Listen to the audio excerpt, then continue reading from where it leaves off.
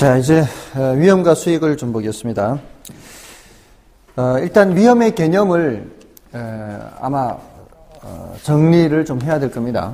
보통 위험이라고 하는 것을 사람들이 오해를 할 겁니다. 이 투자론을 처음 공부하시면 위험이라고 하면 이제 뭐 보통은 뭐 손실을 볼 가능성 이런 것들을 많이 생각하죠. 펀드에 가입한다거나 또는 주식 투자하는 것이 위험하다라고 하는 사람들은 대부분 이제 원금 손실 가능성 요것 때문에 많이 위험하다라고 얘기를 하잖아요. 근데 사실은 위험이라고 하는 것이 손실 가능성만 있는 것은 아닙니다. 그럼에도 불구하고 펀드 가입하고요, 주식 투자하는 사람들 있죠. 그 사람들은 왜 하는 거예요? 손실 가능성이 있는데도 불구하고 그걸 감안하고 뭘 바랄 수 있기 때문에, 높은 수익을 바랄 수 있기 때문이죠. 그러니까 이 위험이라는 거는 손실 가능성만을 얘기하는 게 아닙니다, 사실은. 워렌 버핏이란 그 유명한 투자자도 수익은 위험한 곳에 있다라고 합니다. 위험이 클수록 수익도 크다는 거죠. 그러니까 위험이라는 것을 한쪽만 생각해서는 안 된다는 겁니다. 그래서 이 투자론에서는 위험이라는 것을 손실 가능성만으로 얘기하는 것이 아니고요, 예상치보다 떨어질 수도 있지만 예상치보다 높아질 수도 있다는 것을 동시에 고려합니다. 그걸 위험이라고 얘기를 하는 겁니다. 자, 그래서 A라는 투자안과 B라는 투자안이 있어요. 둘 다 1억을 투자를 하는 거예요. 1억을 투자해서 1년 후에 예상되는 값이 이게 잘 되면 1억 2천이고요. 이렇게 1억 2천만이에요. 못 되면은 1억이에요. 근데 확률이 각각 50%예요. 요거 50%고 요거 50%예요. 자, 이러면 지금 투자하려고 하는 사람 입장에서는 얼마로 예상을 하는 것이 합리적일까요? 이럴 확률이 반, 이럴 확률이 반은. 이럴 수도 있고 이럴 수도 있고. 그럼 지금 얼마라고 예상을 하는 게 합리적이겠어요? 반반이라면. 1억 2천이라고 예상할래요? 아니면 1억이라고 예상할래요? 1억 1천? 2천? 이럴 수도 있잖아요. 1억 2천이라고 생각하고서 투자했다가 이렇게 되면 어떡하려고? 이럴 수도 있는데.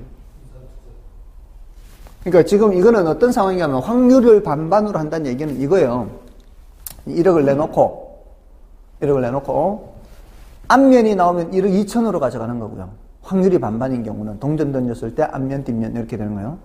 뒷면 나오면 그냥 1억 가져가는 거야. 동전 던지기 하는 거, 동전 던지기. 그럼 평균적으로, 이 말이에요, 평균적으로. 1억 2천이 된다는 보장 없잖아요. 또 1억이 된다는 보장도 없잖아요. 그럼 계속해서 이걸 반복을 하게 되면은, 한 번은 1억 2천 나오고, 한 번은 1억 나오고, 이런 식이 된다는 얘기예요. 확률 반반이라는 얘기가. 그럼 평균적으로는 얼마 나온다는 얘기예요? 평균적으로는 1억 1천이 나온다는 얘기예요. 우리가 성적 얘기해 보자고요. 동전 던져서 한 번은 80점 나오고, 동전 던져서 한 번은 100점 나오고, 한 번 80점, 한 번 100점, 한 번 80점, 한 번 100점, 이런 식으로 확률이 50대 50이라면 평균은 90점이 나오는 거하고 똑같은 이치로 확률이 반반이라는 얘기는 이럴 수도 있고 저럴 수 있는 걸 동시에 고려하는 거죠. 그랬을 때는 얼마라고 생각하는 게 합리적이라고요? 1억 1천이라고 생각하는 게 합리적이에요. 우리가 투자할 때는 늘 이런 식으로 평균을 계산을 해요. 평균을. 왜냐하면은 미래는 불확실하잖아요. 이럴 수도 있고 이럴 수도 있잖아요. 근데 지금 투자는 지금 해야 된단 말이에요. 지금 투자하는 시점에서는 요걸 요렇게 1억 1천이라고 생각하고서 지금 투자를 1억 하는데 평균적으로는 1억 1천만 원이 발생하니까 수익률을 몇 프로로 잡자? 수익률을 10%로 잡자는 거죠. 예상 수익률을. 20%도 될 수도 있고 0%도 될 수도 있는데 반반이니까 10%라고 잡자는 거예요. 지금 1억이 나가서 1억 1천이 들어온다라고 생각을 하자는 겁니다. 그러면 수익률이 10%가 되는 거죠. 됐나요? 자, 그 다음에 B를 투자를 하는 거예요. B를 투자를 하는데 얘는 잘 되면 2억이 돼요. 1억 투자하는데. 잘 되면 2억이고요. 못 되면 2천만 원이에요. 이것도 확률이 반반이에요. 어떤 거예요, 지금? 1억 내놓고 동전 던져서 앞면 나오면은 2억으로 가져가는 거고요. 뒷면 나오면은 2천만 원만 가져가는 거예요. 1억 내놓고. 자, 이거는 지금 이럴 수도 있고 이럴 수도 있고 평균 확률이 반반이면 이거 평균 몇이 되겠어요? 1억 평균 몇이 평균? 2억과 2천 평균하면은 2억과 2천 평균하면은 확률이 반반이면 이것도 1억 1000이잖아요. 두 개 더해서 2로 나누면 되잖아요. 2억 2천을 반으로 나누면 1억 1000이잖아요. 또는 0.5를 곱하면 1억이에요. 반. 0.5를 곱하면 1000이죠. 더하면 1억 1000. 그렇게 계산해도 돼요. 아시겠죠? 자, 그러면은 B에 투자해도 1억 1000이거든요. 평균은. A에 투자해도 1억 1000이죠. 그러면 B도 예상 수익률을 몇 프로? 예상 수익률을 10%라고 할 수 있다는 거예요. 어차피 평균은 1억 1000이니까. 그러면은 A나 B나 예상 수익률이 어때요? 똑같죠? A나 B나 예상 수익률은 똑같아요. 근데 요거 두 개 놓고 A에 할래요? B에 할래요? 하면은 왜요? 수익률은 똑같은데 이게 위험이 더 작고 이거는 위험이 더 크고. 그렇죠? 대부분의 사람은 A 선택하지 않겠습니까? 그러죠? A 선택하실 거죠? 다 A 선택할 거예요.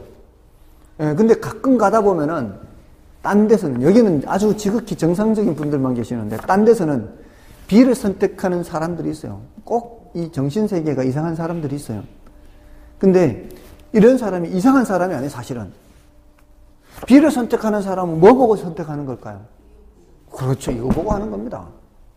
근데 문제는 수익은 똑같다는 거죠. A나 B나 예상 수익은 똑같다는 거예요. 예상 수익이 똑같은데 더 위험한 걸 선택하는 사람들, 이런 사람들을 위험 선호형이라고 그래요. 근데 이런 사람들은 거의 없거든요. 대부분은 A 선택하는 사람이지. 이런 사람을 위험 회피형이라고 그래요. 그래서 우리는 위험 회피형인 사람들만 전제로 해요. 우리는 위험 회피형인 사람들만 전제로 합니다. 자, 어쨌든 이런 위험 회피형 사람들, 이 A를 선택하는 사람들을 우리는 전제로 해요. 이 A 선택하는 사람을 위험 회피형, 그래, 위험 회피형. B를 선택하는 사람을 위험 선호형, 그래서 이렇게. 그리고 A나 B나 똑같은 사람도 있어요. A나 B 똑같다고 생각하는 사람. 이런 사람을 위험 중립형, 이렇게 얘기해요. 자, 그러면, 자, 이게 위험이 더 작고, 위험이 더 크고, 이렇게 얘기를 하는데, 무엇을 가지고 위험을 얘기를 하느냐? 자, 여기 보세요. 이게 1억 1000이 평균이죠. 1억 1000에서 이쪽으로 얼마만큼 떨어져 있어요? 1000만큼 떨어져 있죠. 이쪽으로 얼마만큼 떨어져 있어요? 1억 1000에서 1억. 이것도 1000만 원이죠.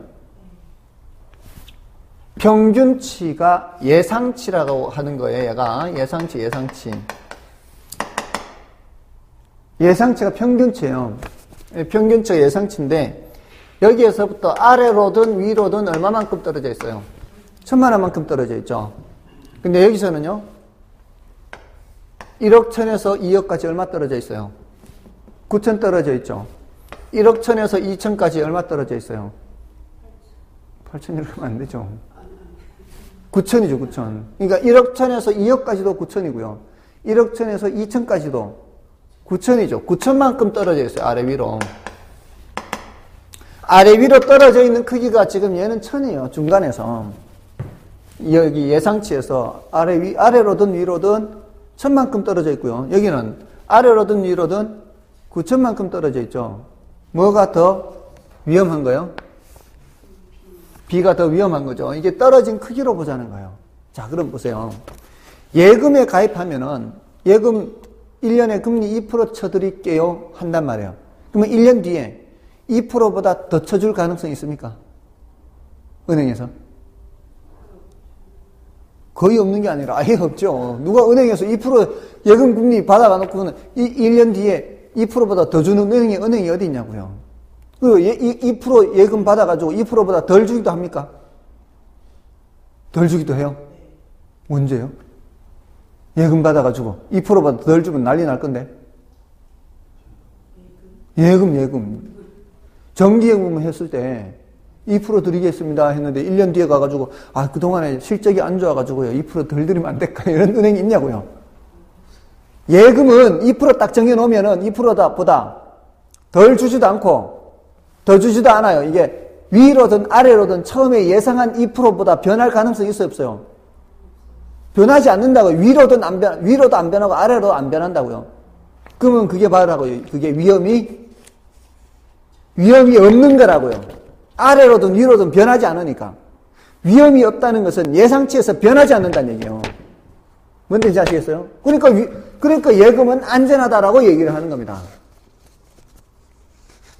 됐어요? 근데 이거는 아래로든 위로든 변하잖아요. 아래로든 위로든 변하잖아요. 변하는 폭이 작고 변하는 폭이 크잖아요. 그러니까 위험이 작고 위험이 크다 이렇게 얘기한단 말이에요. 자, 그러면 우리가 펀드에 넣었을 때 위험하고 주식 투자했을 때 위험이 누가 더 크다 그래요? 펀드가 더 위험하다 그래요? 주식 투자 직접 하는 것보다?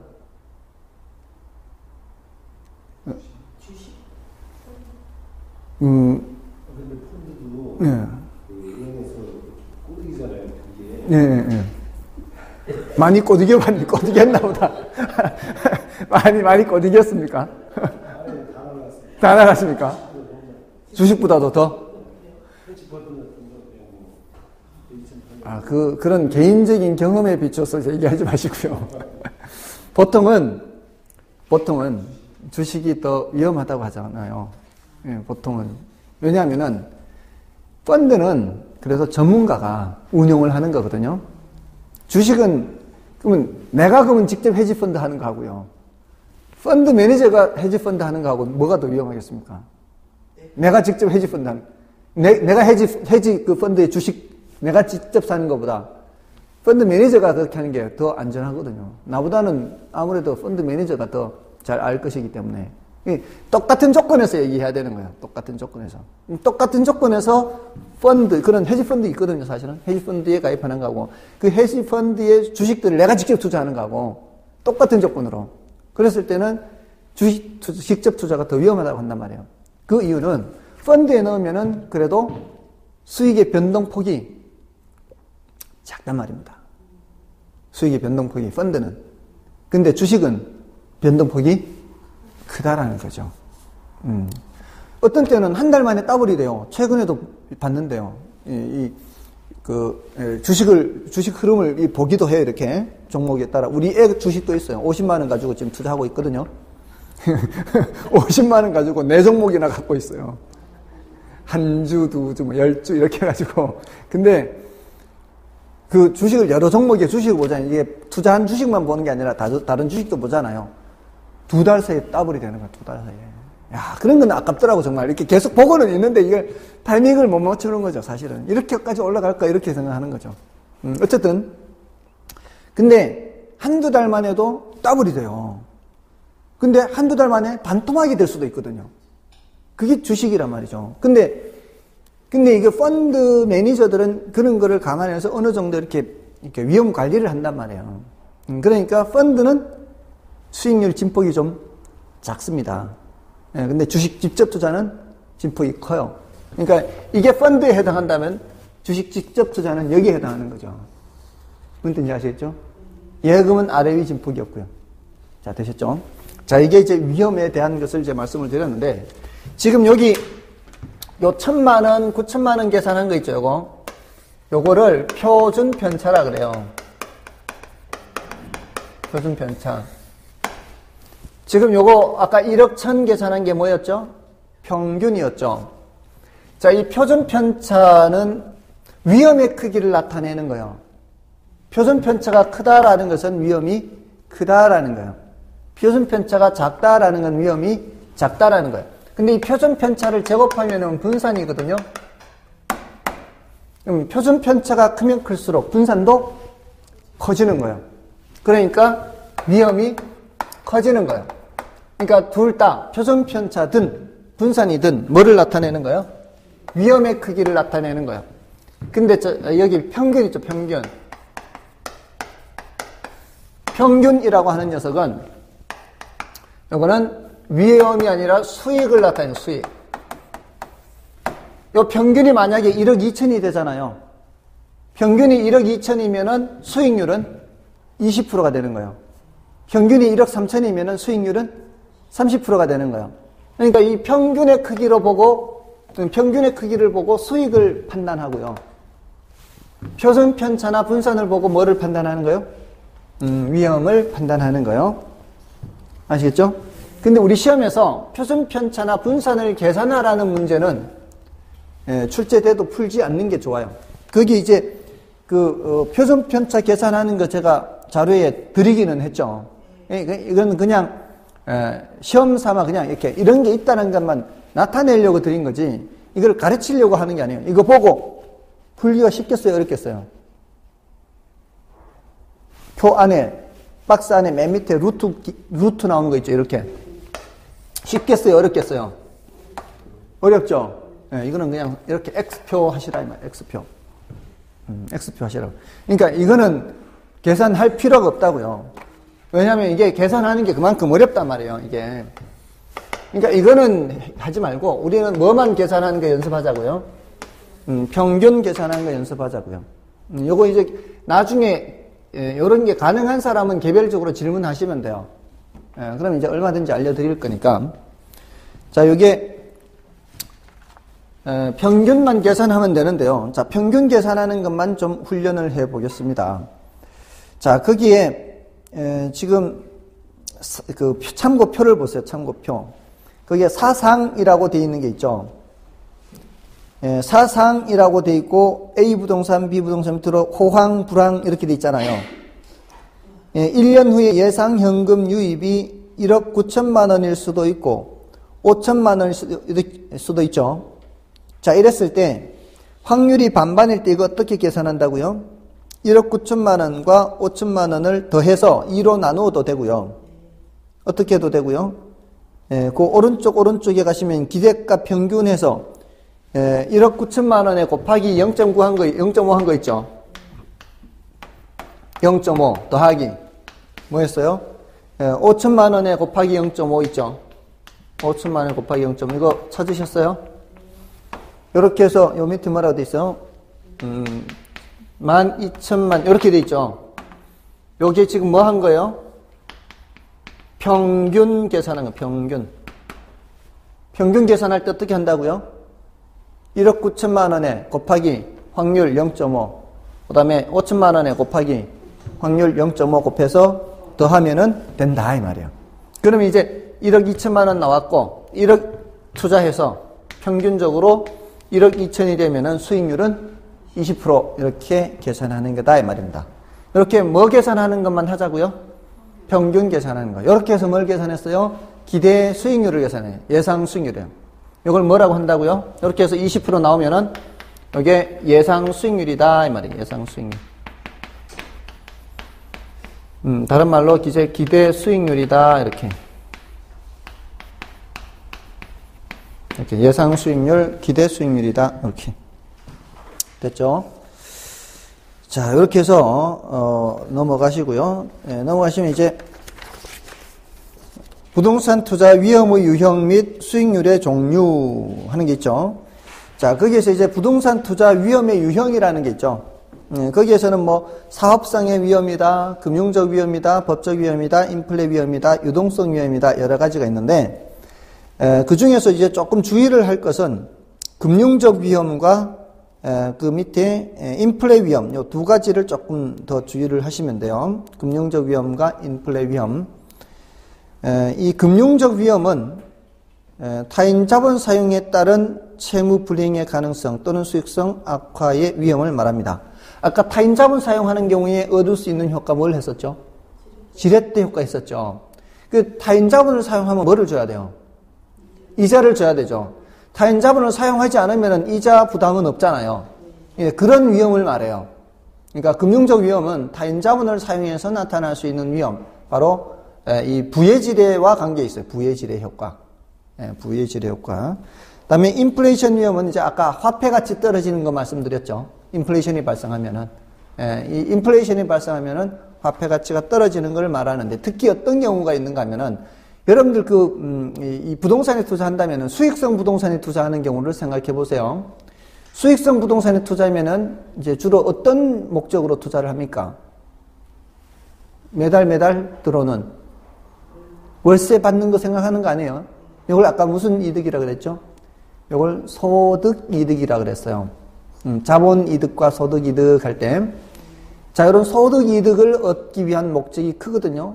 수익성 부동산은 설명 들으세요, 설명. 근데 수익성 부동산은 이게 이제 수익성 부동산 임대 월세 임대료 수입을 얻을 목적인데, 계약을 할 때 고정 임대료로 계약을 해보세요. 고정 임대료로 계약을 했는데 인플레가 발생한다면, 임대료는 계속 똑같은 돈 받는데 이 인플레는 계속 발생하면은 실질 가치가 떨어지겠죠. 예, 이게 바로 무슨 위험이에요? 인플레 위험. 예, 임대료 실질 가치가 떨어지는 거. 예, 인플레가 발생하면 이제 화폐 가치가 떨어져서 나타나는 위험, 이렇게 생각하시면 되고요. 그다음에 괄호 5번에 유동성 위험이 있죠. 유동성 위험은 유동성이라는 단어, 유동성, 이 단어를 좀 알아두셔야 돼요. 유동성이라는 단어. 이 유동성이라는 것은 현금화하기 쉬운 정도를 말해요. 현금화하기 쉬운 정도. 현금화하기 쉬우면 유동성이 높은 거고요. 현금화하기 어려우면 유동성이 낮은 거죠. 그럼 금 있고요, 금. 자동차 있고요, 부동산 있고 하면은 현금화하기 제일 쉬운 게 뭐예요? 금. 그 다음에는요?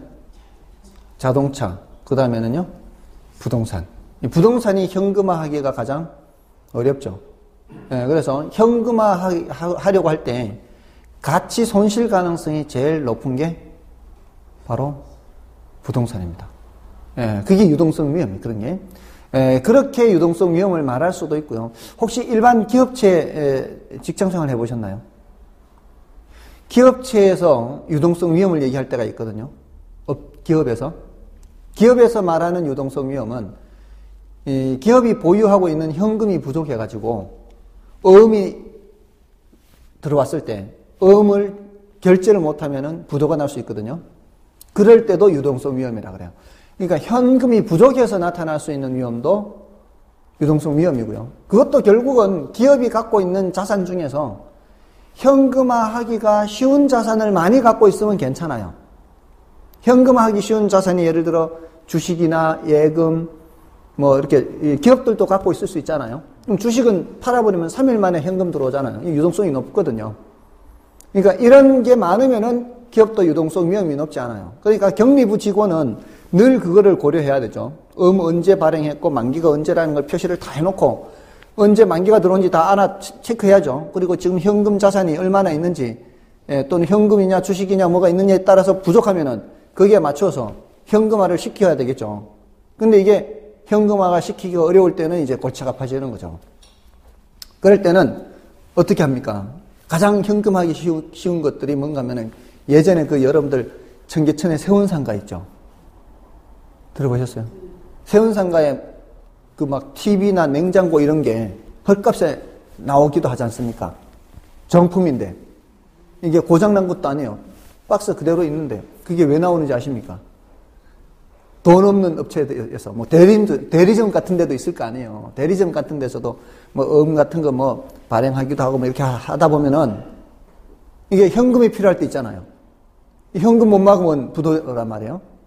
그러니까 다른 현금화 할 수 있는 건 없고 창고에 있는 팔아야 될 재고 자산을 헐값에 팔아서라도 현금 마련하는 거죠. 그러니까 그런 물건이 헐값에 나오잖아요. 땡처리해서 나오는 어떤 경우에는. 그러면 그런 게 이제 싸게 팔리는 거예요. 유통되는 그런 물건이.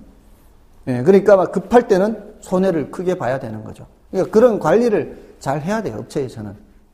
그러니까 유동성 위험은 두 가지 의미가 다 있어요. 현금이 부족해서 나타날 수 있는 위험, 현금화 시키기가 곤란해서 입을 수 있는 가치 손실.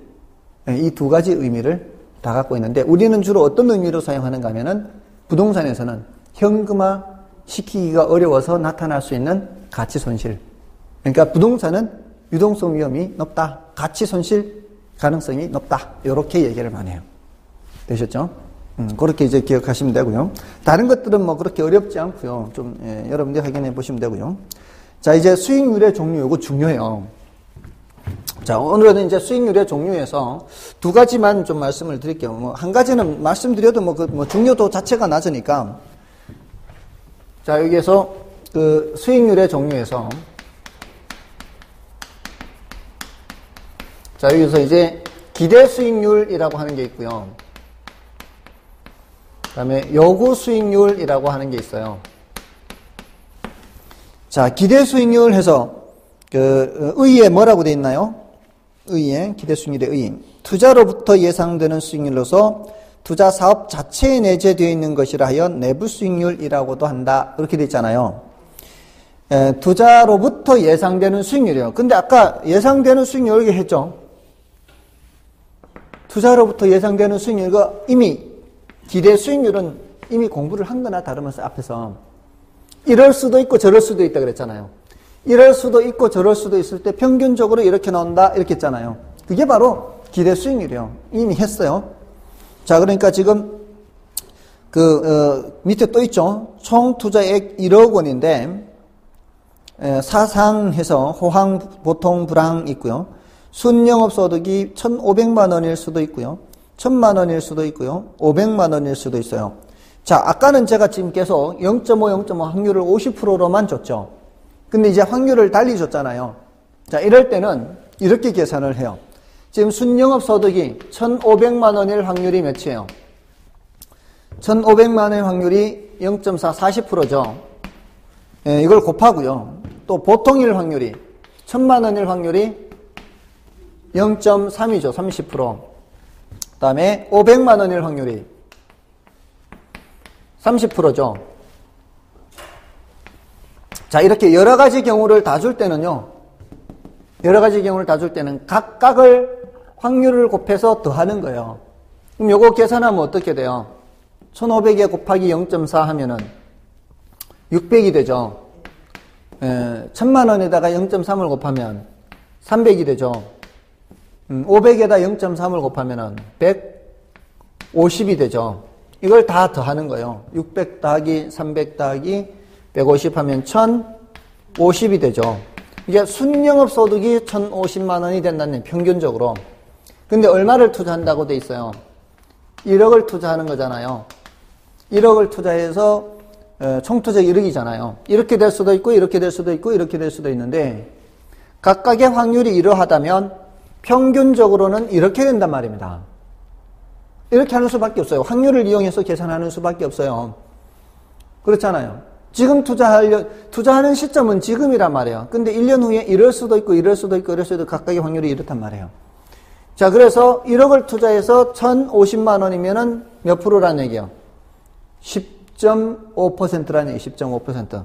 이렇게 해서 1억 분의 1,050만 원 해서 이거는 0.105 해서 이거는 10.5% 이렇게 계산한 게 바로 뭐라고요? 기대 수익률이에요. 기대 수익률. 됐나요? 예상 수익률이란 말이에요. 자, 그러면 여러분 같으면 이거 투자하시겠어요? 마시겠어요? 이 정도 수익률이라면 하시겠어요? 하시겠어요? 하시겠어요? 이 정도 수익률이면 하시겠습니까? 자, 여러분들은 다 하신다고 하네요. 저는 안 합니다, 이거. 왠지 아세요? 제가 지금 1억 가지고 사업하고 있는데 거기서 이미 한 15%는 벌고 있거든요. 다른 데서 지금 15% 벌고 있다고요. 근데 제가 지금 거기에 있는 돈을 빼가지고 와야 여기 투자할 수 있단 말이에요. 저 같은 경우에는 이거 투자하지 않습니다. 왜요? 제 요구 수준에 못 미치는 거예요. 여러분들은 지금 별로 투자할 데가 없는가 봐요. 그러니까 이 10%만 해도 충분하다는 거죠. 뭔 뜻인지 아시겠어요? 모든 사람이 다 투자하는 것은 아니다라는 거예요. 어떤 예상 수익률이 제시가 됐을 때 이게 투자하는 사람도 있고 투자하지 않는 사람도 있다는 거죠. 그것은 요구 수준이 다를 수 있다는 거예요. 그거는 사람마다 똑같겠어요? 다르겠어요? 그 사람마다 다르다는 거죠. 그러니까 저 같은 경우에는 이거 가지고 만족을 못 한다는 얘기죠. 여러분들은 만족한다는 얘기죠. 그럼 여러분들은 요구 수준이 요거보다 낮다는 얘기죠. 뭐 조금만 먹어도 괜찮다는 얘기죠. 저는 지금 다른 데 투자하고 있단 말이에요. 예를 들어 주식 투자하고 있어요. 주식 투자하고 있는데 1년에 최소 10% 이상 벌어. 한 15% 벌어. 근데 그 1억을 빼서 지금 부동산에 투자한다? 15% 벌겠냐고요. 못 번다고요. 물론 위험은 좀 더 부담하죠. 네, 근데 제가 봤을 땐 그게 더 안전하게 운용을 할 수가 있어요. 관리를 할 수 있단 말이에요. 오히려 부동산 투자하는 게 관리하기가 더 힘들어요. 위험 요소들을. 그렇다면 저 같은 경우에는 그 돈 빼가지고 여기 오는 것보다는 차라리 뭐 하는 게 나아요? 주식 투자하는 게 낫다 이 말이에요. 뭔 말인지 아시겠죠? 예, 그게 이제 요 주식 투자는 조금 이렇게 위험 부담이 큰 거라 똑같은 선상에서 얘기하기는 좀 어렵지만 비슷한 위험의 정도인데도 불구하고라면은요. 비슷한 위험의 정도인데도 불구하고 나는 다른 데서 벌써 13%를 벌고 있어요. 13%를 벌고 있으면은 굳이 그 돈을 빼서 이쪽으로 올 필요가 없잖아요. 뭔지 아시겠죠? 그러니까 이 어떤 투자에 대해서 요구하는 수준이라는 거는 사람마다 다를 수 있다는 겁니다. 지금 다른 데서 벌고 있는 거를 뺏어와야 된다는 의미입니다. 그래서 요구 수익률이라고 하는 거는 자 이게 이 기대 수익률 다시 한번 쓸게요. 기대 수익률이라는 것은 기대 수익률은 투자로부터 예상되는 수익률이에요. 투자로부터 예상되는 수익률이고요. 그러니까 이렇게 계산된 수익률이에요. 이렇게 계산된 수익률이라서 투자로부터 계산되는 내부 수익률이에요. 내부 수익률. 자, 그러면은 이거 여러분들이 계산한 거하고 제가 계산한 거하고 같아요, 달라요? 여러분이 계산한 거나 제가 계산한 거나 같아야 될 거 아니에요? 이게 주관적이라는 얘기예요? 객관적이라는 얘기예요? 객관적이라는 얘기예요. 객관적. 근데 요구 수익률은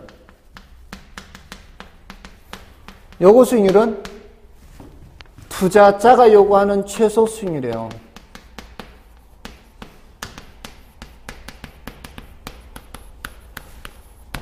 자, 투자자가 요구하는 최소 수익률.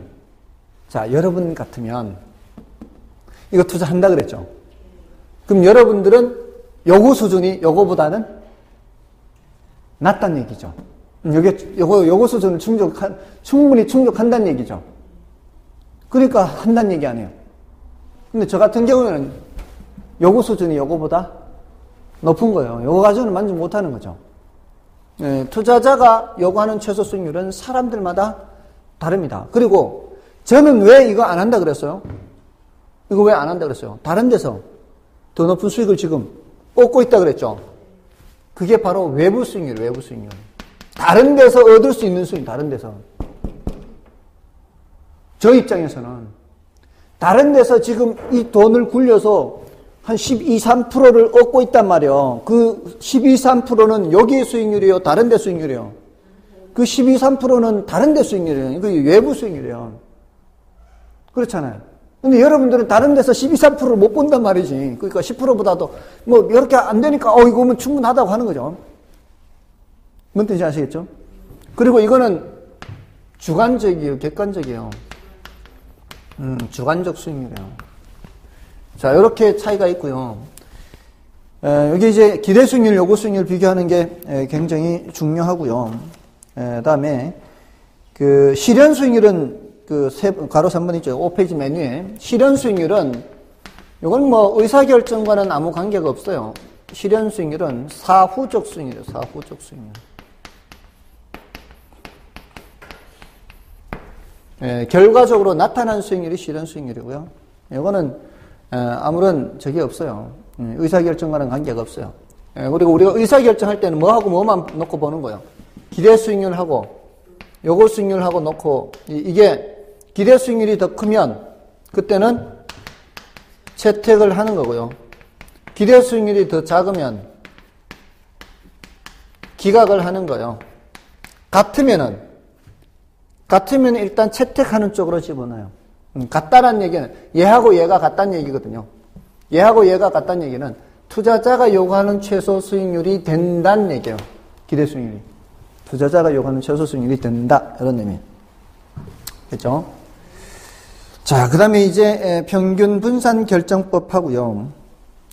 그 포트폴리오 이론을 보는데 이 평균 분산 결정법은 지금 단계에서는 간단한 뜻만 좀 말씀을 드릴게요. 그 내용을 이제 보고 더 설명드릴 수도 있지만 조금 전에 여기 평균은 뭐를 측정하는 거라 그랬죠? 평균은 수익을 측정하는 거고 표준편차는 위험이죠. 또는 분산이죠. 표준편차나 분산 모두 다 위험을 측정하는 거야. 자, 그러면 한번 보세요. 아까 똑같은 수익일 때 위험이 작은 걸 선택해요? 큰 걸 선택해요? 똑같은 수익일 때 위험 작은 A를 선택하죠. 요러거나 또는 똑같은 수익일 때는 위험이 작지만 똑같은 위험일 때는 수익이 큰 놈 작은 놈. 수익이 큰 놈을 선택해야 되겠죠. 그렇게 의사결정하는 방법을 평균분산결정법이라 그래요. 특별한 게 아니에요, 사실은. 우리가 이런 용어를 새로 배우잖아요. 새로 배우는데 거의 대부분은 실제 사람들이 그렇게 행동하는 것들이에요. 근데 그거를 학자들이 학문적인 용어로 포장해서 설명하려고 하는 것 뿐이에요. 아시겠죠? 똑같은 위험일 때는 뭐를 선택하고요? 수익이. 똑같은 위험일 때는 수익이. 작은 놈, 큰 놈. 수익이 큰 놈을 선택하고, 똑같은 위험일 때는, 똑같은 수익일 때는 위험이 작은 놈을 선택하는 의사결정 방법을 평균분산결정법이라 그래요. 이게 수익이고 이게 위험이기 때문에 그래요. 이 크기를 보고 판단한다는 거예요. 똑같은 분산일 때는, 다시 그럼 번역을 해서, 똑같은 분산일 때는 평균이 큰 놈, 작은 놈. 똑같은 분산일 때는 평균이 큰 놈 선택한다. 수익. 이걸 위험 수익으로 번역해서 생각해야 된다고요. 똑같은 분산일 때는 평균이 큰 놈 선택하고, 똑같은 평균일 때는 분산이 작은 놈을 선택하고, 그렇게 의사결정하는 거다. 평균분산결정법이다. 되셨나요? 자, 일단 그렇게 하자고요. 그렇게만. 그래서 이제 누가 누구를 지배한다라고 얘기하는 게 있거든요, 여기에서. 지금 여기에서 A와 B 사이에서는 누가 누구를 지배할까요? A와 B 사이에서는 A가 B를 지배한다, 이렇게 얘기를 해요. 똑같은 수익인데 위험이 더 작은 놈이 위험이 큰 놈을 지배한다, 이렇게 얘기하고요. 또 똑같은 위험일 때는 수익이 큰 놈이 수익이 작은 놈을 지배한다, 이렇게 표현을 하는 거예요. 이런 표현들이 이제 낯설잖아요. 처음 들어보시잖아요. 근데 그것이 그게 우리 일반 상식과 그렇게 동떨어진 게 아니잖아요. 그걸 표현을 그렇게 한다라는 정도로 이렇게 기억을 하시면 돼요. 그런 표현들이 이제 시험을 칠 때 문구로 나오는 거죠. 시험을 칠 때. 아시겠어요? 네. 자, 그렇게 하면 이제 그 5페이지는 그런 정도로만 하고요. 그다음에 이제 6페이지로 넘어가시면은 6페이지에는 이제 포트폴리오 이론이라는 게 나와요. 요거 이제 간단하게 좀 설명을 드리고 좀 쉬도록 하겠습니다. 이 포트폴리오는 분산 투자란 뜻이에요. 포트폴리오 여기죠, 요거. 분산 투자. 분산 투자를 하는 이유가 뭘까요? 위험을 줄이기 위해서죠. 분산 투자를 하면 이제 위험을 줄이는 겁니다. 자, 이 포트폴리오는 이제 분산 투자고요. 이거는 개념은 분산 투자입니다.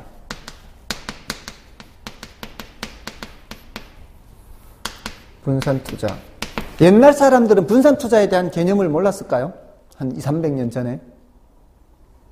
200~300년 전 사람들도 분산 투자의 개념 다 알고 있었습니다. 그래서 거기 첫 번째 항목이 뭐예요? 전통적인 자산산분법이라는 게 있습니다. 옛 사람들도 그러니까 주식, 부동산, 예금에 적당하게 분산 투자하라 이런 걸 다 알고는 있었습니다. 서양에서. 우리나라는 이제 이 근대화가 된 지가 얼마 안 되니까 우리나라도 아마 이런 개념들이 있었긴 했을 겁니다. 이게 이 학문적인 성과로 이렇게 남아 있는 게 좀 빈약해서 그렇지. 과거 뭐 정약용이나 이 실학 사상들을 쓴 이 경제학자들 책, 우리나라 옛날 조선 경제학자들의 책들을 이제 번역이 아직 많이 덜 된 편인데 이제 하나하나 이렇게 번역되는 이 경제 서적들을 보면은 서양에서 얘기했던 것들처럼 약간의 어떤 그런 비슷한 개념들을 발견할 수가 있어요. 아직 우리가 우리 것을 제대로 몰라서 그런데 서양의 것이 너무 일찍 근대화되면서 바로 들어와서 우리가 오히려 서양 것을 더 잘 알고 있는 그런 상황인데 어쨌든 이게 전통적인 자산산분법이 서양에서 이미 200~300년 전에도 있었습니다. 주식, 부동산, 예금 이렇게 해가지고요. 이렇게 세 가지를 분산 투자하라고 한 것이 각각의 단점들이 있기 때문이거든요. 주식은 위험성이 높잖아요. 주식은. 근데 부동산은 유동성이 떨어지죠. 예금은요? 수익성이 떨어져요. 그러니까 이 세 가지를 같이 섞으면 수익성 떨어지는 거 보완하는 거는 이제 주식과 부동산이고 그다음에 황금성 떨어지는 거, 유동성 떨어지는 거 보완하는 게 예금과 주식이고요. 그렇잖아요. 또 다른 한편 수익성 떨어지는 거, 황금성 떨어지는 거, 안정성 떨어지는 거 이 주식을 보완하는 게 예금과 부동산이라는 말이죠. 이렇게 해서 분산 투자하라는 얘기거든요. 그것도 일종의 포트폴리오이긴 포트폴리오예요. 근데 옛 사람들이 이렇게 알고는 있었는데 옛 사람들은 어떻게 했는가 하면 적당히 세수로 나누어 분산 투자하라 이렇게 하거든요. 근데 지금 이 포트폴리오 이론은요. 분산 투자는 분산 투자인데 정확하게 부동산의 몇 프로, 주식의 몇 프로, 예금의 몇 프로 여기까지 얘기해 주는 게 포트폴리오 이론이에요. 그러니까 옛날 전통적 자산산분법보다는 더 발전한 이론입니다. 정확하게 몇 프로까지 얘기를 하는 거거든요. 근데 우리는 거기까지 들어가서 공부를 하지는 않습니다. 옛날보다는 조금 더 발전한 이론이다라는 정도 하시고 이제 그 개념 정도만 공부할 거고요. 다음에 이게 분산 투자인데 분산 투자를 통해서 얻으려고 하는 효과는 뭔가요? 분산 투자를 통해서 얻으려고 하는 효과는 위험을 줄이는 겁니다. 위험을. 얻으려고 하는 효과는 위험을 줄이려고 하는 겁니다. 그래서 거기 포트폴리오부터 보면 되죠. 이제 전통적 자산산분법은 됐고요. 포트폴리오에 의해서 포트폴리오 이론은 자산이 하나에 집중되어 있을 때 발생할 수 있는 위험을 줄이기 위해 뭐라고 돼 있어요? 위험을 줄이기 위해죠. 여러 종류의 자산의 분산에 투자함으로써 안정적인 수익을 얻고자 하는 자산관리 또는 위험관리 방법이나 원리를 말한다. 이렇게 전통적인 자산산분법도 포트폴리오 하나이지만 최적 포트폴리오를 보장하지는 않는다. 그러나 포트폴리오 이론은 투자자의 기대형을 극대화할 수 있는 최적의 자산 배합 비율을 제시할 수 있다는 것이 특징이다. 자산 배합 비율. 자, 일단 맨 끝에 걸 먼저 보십시오. 7페이지에 포트폴리오 효과 맨 밑에 7페이지에 그 화폐 시간 같이 바로 위에 있죠. 괄호 2번에 뭐라고 되어 있습니까? 포트폴리오 효과라고 되어 있죠. 그 포트폴리오 효과란 자산을 분산하여 투자함으로써 비체계적 위험을 줄이는 효과를 의미한다. 이렇게 되어 있죠. 자, 비체계적 위험을 줄이는 효과. 자, 일단 그 체크를 해야 되고요. 이는 하나의 자산에 집중해 투자하는 것과 비교했을 때 동일한 수익을 유지하면서도 위험을 줄일 수 있음을 의미한다. 자, 이게 위험을 줄이는 거예요. 위험을, 효과가. 자, 근데 자, 지금 방금 비체계적 위험이라는 말이 나왔죠. 비체계적 위험. 자, 그러면 무슨 위험도 있고요? 체계적 위험도 있고요. 이렇게 이제 이런 단어가 이제 어렵잖아요. 근데요, 이 단어들을 보면은 그 단어에서 어느 정도 이렇게 뜻을 생각할 수 있는 게 있고요.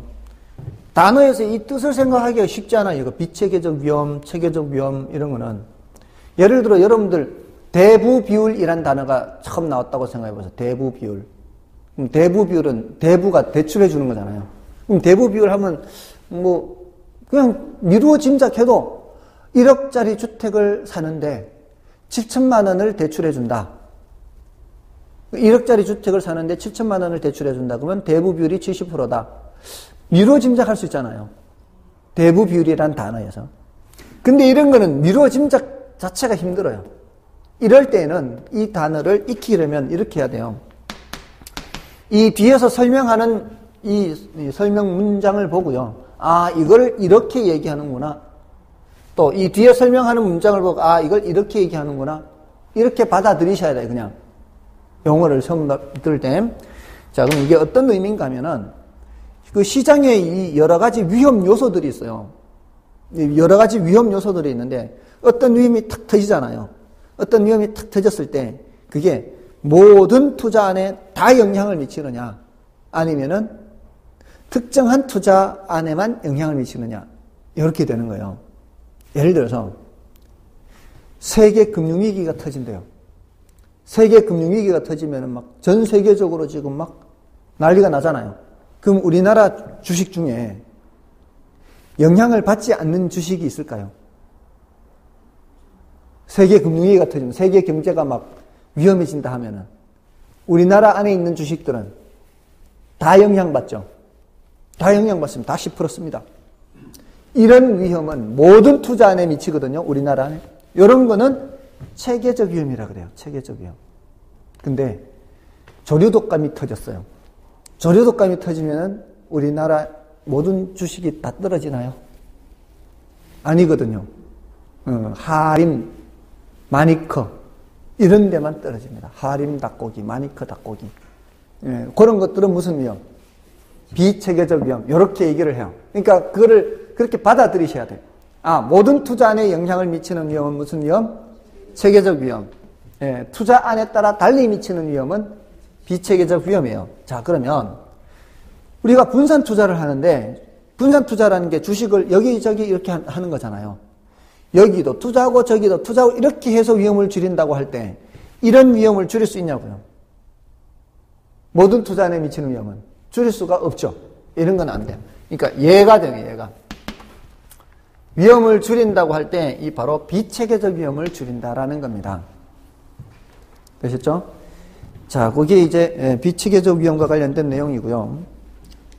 다음에 그 나머지 내용들은 그 뭐 체계적 위험, 비체계적 위험 그 있죠. 그걸 이제 지금 설명드린 거나 다름없어요. 체계적 위험은 모든 투자 안에 미치는 위험, 비체계적 위험은 투자 안에 따라 달리 미치는 위험. 이렇게 해서 우리가 분산 투자를 통해서 어떤 위험을 줄인다? 비체계적 위험을 줄인다라는 거죠. 비체계적 위험. 체계적 위험은 줄일 수가 없죠. 모든 투자 안에 다 영향을 미치기 때문에 피할 수가 없습니다. 그대로 다 영향을 받을 수밖에 없어요. 그래서 앞으로 이 내용에 대해서 조금 더 살펴볼 거고요. 그리고 지금 여기는 이제 입문과정이라 말씀을 드리지 않았지만 나중에 이제 상관계수라든가 어떻게 하면은 기왕이면 얘를 많이 줄일수록 좋잖아요. 비체계적 위험을. 가능하면 많이 줄일수록 좋은데 그런 것과 관련되는 개념이 상관계수라는 개념이 있고요. 나중에 할 거예요. 그 다음에 이제 추가적으로 최적 포트폴리오 이런 내용들은 나중에 공부하기 위해서 지금 입문과정에서는 빼놓은 거예요. 나중에 할 거예요. 어쨌든 이런 것들이 추가돼야 되고요. 일단은 이번 순화는 이런 정도만 말씀을 드릴 겁니다. 그리고 좀 쉬시고 이제 화폐의 시간가치부터 말씀을 드리겠습니다.